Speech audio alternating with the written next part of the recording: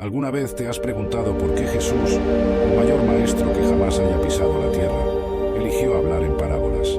En Mateo 13:15, Él dice: "Por eso les hablo por parábolas, porque ellos viendo no ven, y oyendo no oyen ni entienden.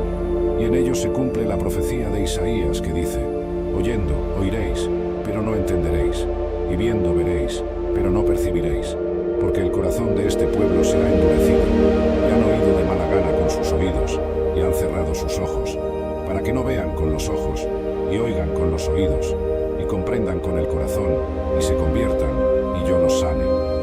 El propio Jesús explicó la importancia de las parábolas en Marcos 4:11-12, diciendo: "A ustedes se les ha dado el misterio del reino de Dios, pero a los que están fuera todo se les dice por parábolas, para que, viendo, vean, pero no perciban, y oyendo, oigan, pero no entiendan. De otro modo, podrían convertirse y ser perdonados". En este video, veremos cómo las parábolas de Jesús abordan temas universales como el amor, el perdón, la justicia y la naturaleza del reino de Dios. ¿Cómo amamos a nuestros enemigos en un mundo polarizado? ¿Cómo practicamos el perdón cuando hemos sido profundamente heridos? ¿Cómo buscamos justicia en un mundo lleno de desigualdades? ¿Cómo vivimos las realidades del reino de Dios en medio de las presiones y demandas del mundo actual? Tomaremos como primer ejemplo la parábola del sembrador, encontrada en Mateo 13:1-23, Marcos 4:1-20 y Lucas 8:4-15. Jesús comienza la parábola del sembrador con estas palabras: "He aquí, el sembrador salió a sembrar". Mateo 13:3. A primera vista, parece una introducción común, incluso banal. Después de todo, ¿qué hay de extraordinario en un sembrador saliendo a sembrar? ¿No era esa su tarea diaria? Sin embargo, como es típico de las parábolas de Jesús, hay mucho más en esta apertura aparentemente simple de lo que el ojo puede ver. Tenemos el sembrador. ¿Quién es este sembrador? En el contexto más amplio de las parábolas de Jesús, el sembrador frecuentemente representa a Dios o al propio Jesús. Esta identificación es significativa porque nos da una visión de la naturaleza de Dios. Dios no es un gobernante distante y desinteresado, sino un trabajador activo, involucrado personalmente en el proceso de esparcir su palabra. Ahora, consideremos la frase "salió a sembrar". ¿Por qué un sembrador saldría a sembrar? ¿No era esa su tarea diaria? Esta frase aparentemente redundante en realidad establece el escenario para una revelación sorprendente sobre la naturaleza de Dios y su relación con nosotros. El sembrador, que representa a Dios o Jesús, no está confinado a un campo específico o a un suelo ideal. Él sale, moviéndose más allá de los límites esperados, esparciendo la semilla, la palabra de Dios, generosamente, sin discriminación. Esta imagen del sembrador nos lleva a una comprensión revolucionaria de la gracia de Dios. A diferencia de los agricultores humanos, que cuidadosamente seleccionan el mejor suelo para sus semillas preciosas, el sembrador divino esparce la palabra libremente, dando a todos la oportunidad de recibirla. Esto desafía nuestras nociones preconcebidas sobre quién es digno de recibir el mensaje de Dios. Como Pablo escribió en Romanos 2:11, pues Dios no muestra favoritismo. Esta apertura de la parábola, por lo tanto, no es solo una introducción a la historia, sino una declaración profunda sobre la naturaleza de Dios y su misión en el mundo. Nos invita a ver a Dios como un Dios de abundancia y generosidad, que no guarda su verdad solo para unos pocos elegidos, sino que la ofrece libremente a todos. A medida que la parábola del sembrador se desarrolla, Jesús describe 4 tipos diferentes de suelo donde caen las semillas: el camino, donde las aves comen las semillas; el suelo rocoso, donde las plantas brotan rápidamente, pero mueren por falta de raíces; el suelo con espinas, donde las plantas son sofocadas; y el buen suelo, donde las semillas producen una cosecha abundante. Cada tipo de suelo representa una respuesta diferente a la palabra de Dios, pero lo que es fascinante es que Jesús no condena a ninguno de ellos. Él simplemente observa, dejando la interpretación a sus oyentes. Este enfoque de Jesús en las parábolas nos invita a un tipo de autorreflexión que va más allá de la simple categorización de bueno o malo. Somos desafiados a examinar honestamente nuestros corazones y preguntar: ¿qué tipo de suelo soy yo? ¿Cómo estoy respondiendo a la palabra de Dios en mi vida? Vamos a examinar cada tipo de suelo más detalladamente. El camino representa a aquellos que oyen la palabra, pero no la entienden, y el maligno viene y arrebata lo que fue sembrado en sus corazones. Esto podría representar a personas que son expuestas al mensaje del Evangelio, pero por varias razones, tal vez escepticismo, indiferencia o simplemente distracción, no permiten que el mensaje penetre. El suelo rocoso representa a aquellos que reciben la palabra con alegría, pero no tienen raíz en sí mismos y son temporales. Cuando surge tribulación o persecución por causa de la palabra, pronto se escandalizan. Esto podría representar a personas que responden entusiastamente al mensaje del Evangelio, pero cuya fe es superficial y no resiste los desafíos de la vida. El suelo con espinas representa a aquellos que oyen la palabra, pero los cuidados de este mundo y la seducción de las riquezas sofocan la palabra, y ésta se vuelve infructuosa. Esto podría representar a personas cuya fe es genuina, pero que permiten que las preocupaciones y distracciones de la vida suplan su compromiso con Dios. Finalmente, el buen suelo representa a aquellos que oyen la palabra y la entienden, produciendo frutos. Esto representa a personas que no solo reciben la palabra, sino que permiten que ésta transforme sus vidas, resultando en crecimiento espiritual e impacto positivo en el mundo que los rodea. Lo notable de esta parábola es que reconoce la realidad de que no todos responderán al mensaje del Evangelio de la misma manera. Al mismo tiempo, nos anima a aspirar a ser el buen suelo, permitiendo que la palabra de Dios eche raíces profundas en nuestras vidas y produzca frutos abundantes. La belleza de la parábola del sembrador está en su aplicabilidad universal. No importa nuestro origen, cultura o situación de vida, todos podemos identificarnos con uno o más tipos de suelo en diferentes momentos de nuestras vidas. Esta parábola nos ofrece un espejo para nuestra propia jornada espiritual, invitándonos a una honesta autoevaluación. A veces somos el camino, demasiado ocupados o distraídos para realmente escuchar y entender la palabra de Dios. El ritmo frenético de la vida moderna, con sus innumerables demandas y distracciones, puede fácilmente hacernos insensibles a la voz de Dios. En estos momentos, la parábola nos desafía a crear espacio en nuestras vidas para la quietud y la reflexión, para permitir que la palabra de Dios realmente penetre en nuestros corazones. Otras veces, podemos ser el suelo rocoso, entusiasmados inicialmente con una nueva comprensión espiritual o compromiso, pero faltando en perseverancia cuando enfrentamos desafíos. Esto puede suceder cuando nuestra fe se basa más en emociones o experiencias superficiales que en una comprensión profunda y un compromiso duradero. Pero la parábola no termina con desesperación. Jesús habla del buen suelo, que produce una cosecha de 100, 60 o 30 veces lo que fue sembrado. Mateo 13, 23. Esta promesa de fructificación abundante nos recuerda que, con el cultivo adecuado, nuestros corazones pueden convertirse en terreno fértil para la palabra de Dios. Como Pablo escribe en Filipenses 1, 6, estoy convencido de que aquel que comenzó buena obra en ustedes va a completarla hasta el día de Cristo Jesús. Este es un mensaje de esperanza y ánimo. No importa dónde estemos en nuestra jornada espiritual, siempre hay la posibilidad de crecimiento y transformación. Ahora, consideremos otra parábola fascinante, la parábola del Hijo Pródigo, encontrada en Lucas 15, 11:32.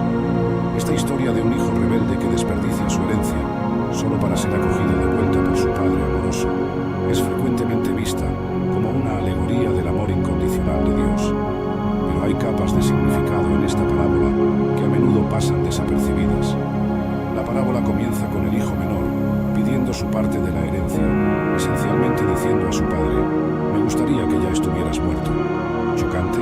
Sí, pero Jesús está estableciendo el escenario para una demostración radical de amor y perdón. El padre, en lugar de reprender al hijo, accede a la petición. Esta no es la reacción que esperaríamos de un padre judío en el primer siglo, y esto habría sorprendido a los oyentes de Jesús.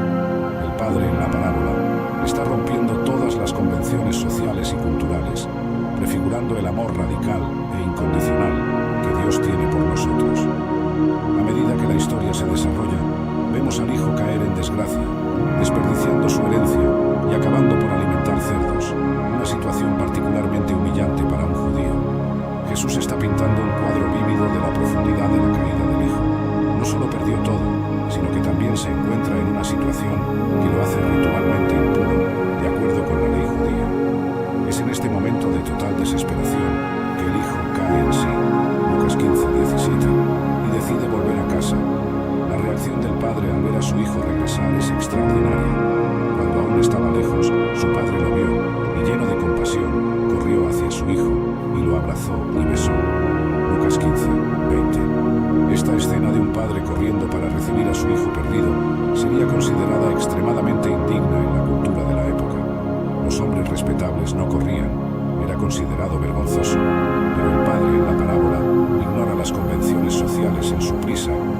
abrazar a su hijo arrepentido. Esta es una imagen poderosa de cómo Dios nos recibe cuando nos volvemos a Él en arrepentimiento. El Padre no solo recibe al Hijo de vuelta, sino que lo hace con una celebración extravagante. Él ordena que el mejor manto sea traído, coloca un anillo en el dedo del Hijo, un símbolo de autoridad, y calzado en sus pies, indicando que está siendo recibido como un hijo, no como un siervo. Todo esto ilustra la completa restauración del Hijo a su posición en la familia. Esta es una poderosa imagen de la gracia de Dios, que no solo nos perdona, sino que nos restaura completamente a nuestra posición como hijos e hijas amados. Pero la parábola no termina ahí. Jesús introduce el personaje del hermano mayor, que se resiente con la celebración del retorno de su hermano.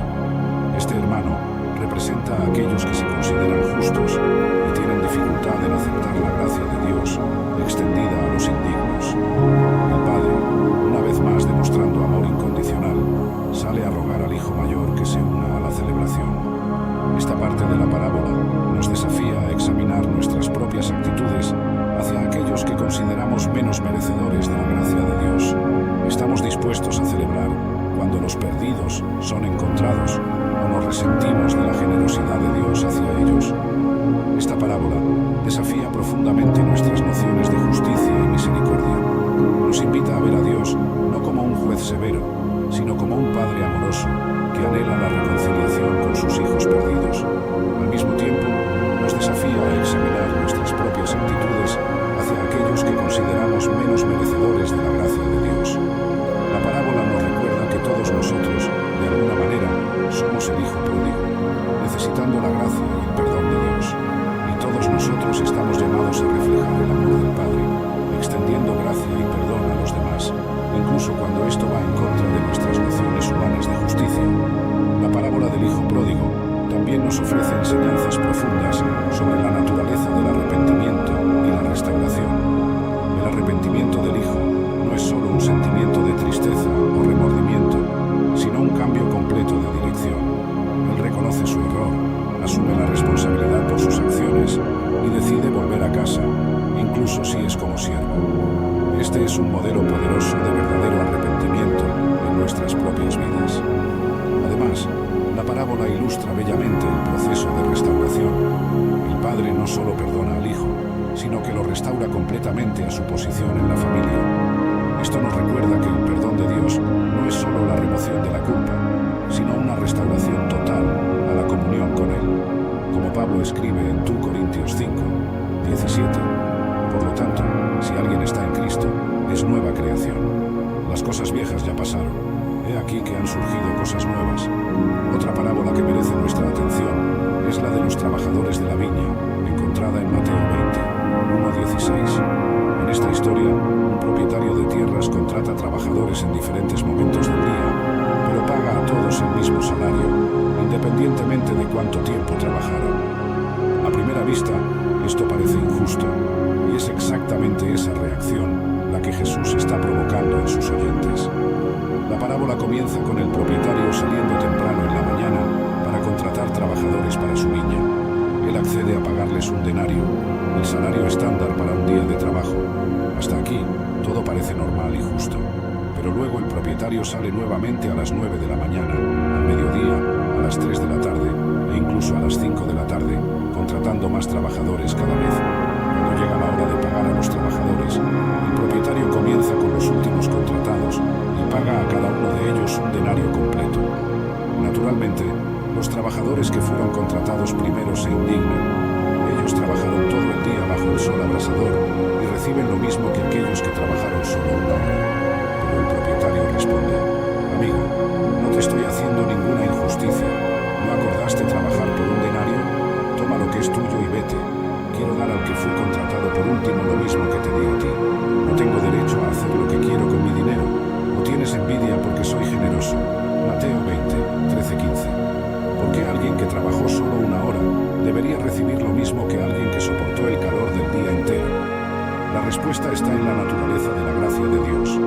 La parábola no trata sobre salarios justos, sino sobre la generosidad abundante de Dios que excede nuestras expectativas y cálculos humanos. Jesús está ilustrando una verdad fundamental del reino de Dios. La salvación no se gana por mérito humano, sino que es un don gratuito de Dios. Como Pablo escribe en Efesios 2, 8-9, porque por gracia son salvos por medio de la fe, y esto no viene de ustedes, es don de Dios, no por obras para que nadie se gloríe. Esta parábola nos recuerda que no podemos ganar el favor de Dios a través de nuestras propias obras o esfuerzos. Sea alguien que haya servido a Dios fielmente toda su vida, o alguien que se haya vuelto a Él en el último momento, la gracia de Dios es igualmente disponible y abundante. La parábola de los trabajadores de la viña también aborda la cuestión de los celos espirituales. Los trabajadores que fueron contratados primero se resintieron cuando vieron a los otros recibiendo el mismo pago. De la misma manera, a veces podemos resentirnos cuando vemos a Dios bendiciendo a otros que parecen menos merecedores a nuestros ojos. Esta parábola nos desafía a celebrar la gracia de Dios para con los demás, en lugar de cuestionarla. Además, esta parábola nos invita a reflexionar sobre nuestras motivaciones para servir a Dios. ¿Estamos sirviendo por amor y gratitud o por una expectativa de recompensa? El propietario en la parábola fue justo con todos los trabajadores, pagándoles lo que había prometido, pero también fue generoso más allá de las expectativas con algunos.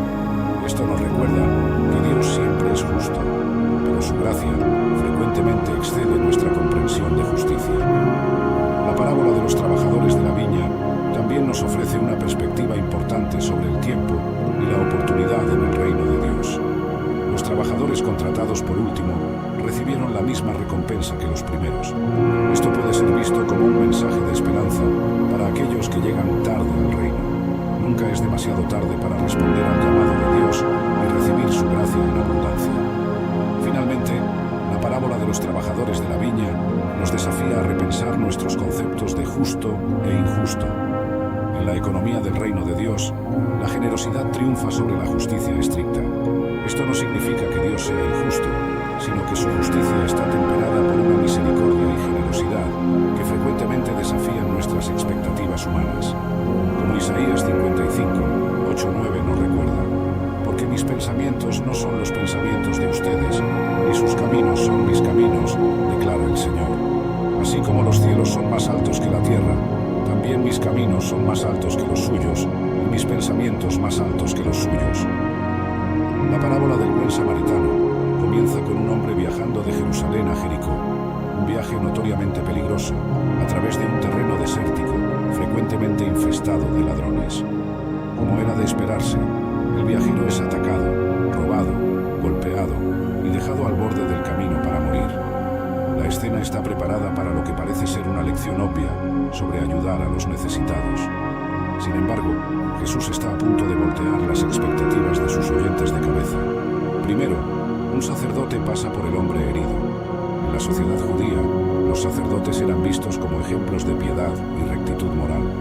Ciertamente, pensarían los oyentes de Jesús, el sacerdote se detendría para ayudar, pero sorprendentemente, él pasa por el otro lado del camino, evitando al hombre herido.